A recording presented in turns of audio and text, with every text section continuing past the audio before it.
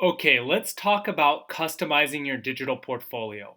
Let me remind you that this digital portfolio is not only going to be used during your high school time to document your progress towards graduation, achieving student outcomes, etc., but also when you leave our school, this digital portfolio is going to be a warehouse for your resume, your cover letter, a bunch of really professional documents and experiences that you can use to show potential employers a version of yourself that is both professional and experienced. That being said, as we customize our digital portfolios, we're going to keep in mind our audience. One, it's not only just for high school, but two, for potential employers. So we want to keep everything professional and sleek. First thing we're going to do is let's title the site. Please give it your first and last name. So, Michael Davis. And then for your page title, I also want you to give it your first and last name.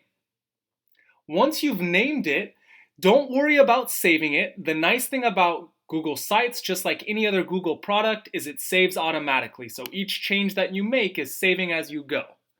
Now let's talk about customizing the theme. So you'll see on the right-hand side, there's a bunch of different things you can do, but let's begin with themes.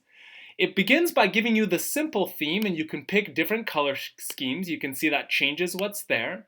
I can also choose a color from here if I don't like any of the ones that are there for myself. And then I can also, let me click off of there. I can also customize the font from light, classic to heavy, and you'll see that changes the style of the font over here.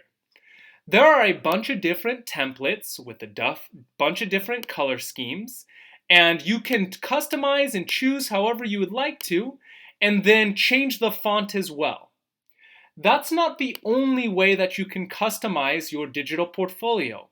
You've got some options over here. You can change the image in the background. Right now it looks like I've got like a building kind of thing going on in the background. I can change the image by either uploading my own image or selecting an image. There are a bunch that Google pre-populates that you can choose and use if you'd like to use one of the images they have, if it looks nice and professional. Or you can go and search by either URL. If you have the URL to an image, you can use Google to search up an image to put in the background.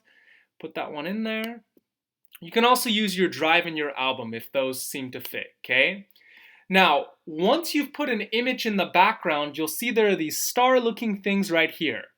This adjusts the background image for visibility, meaning that the words, it automatically adjusts it so they pop out of the background. Watch what happens when I click it.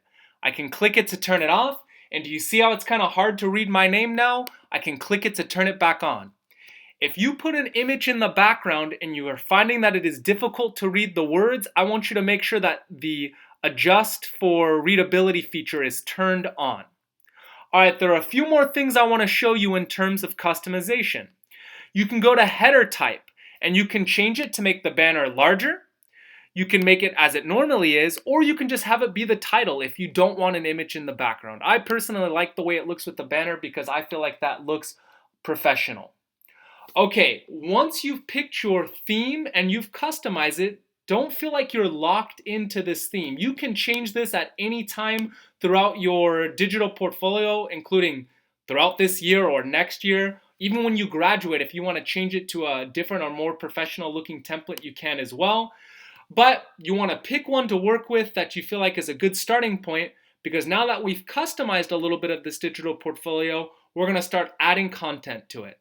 Please watch the next tutorial video for the next set of directions.